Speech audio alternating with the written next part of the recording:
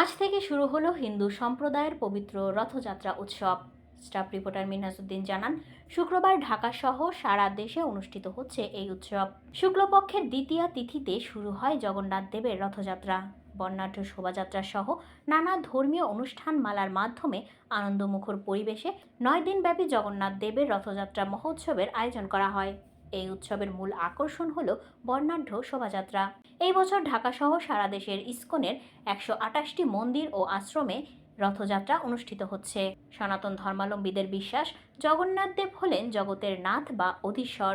জগৎ হচ্ছে বিশ্ব আর নাথ হচ্ছেন ঈশ্বর, তাই জগন্নাথ হচ্ছেন জগতের ঈশ্বর। তার অনুগ্রহ পেলে মানুষের মুক্তি লাভ হবে, জীবরূপে তাকে আর জন্ম নিতে হয় না।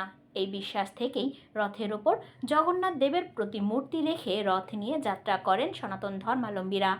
আগামী 5ই জুলাই বিকেল 3টায় উল্টো রথের বর্ণাঢ্য শোভাযাত্রার মধ্য দিয়ে এই উৎসবের শেষ করা হবে।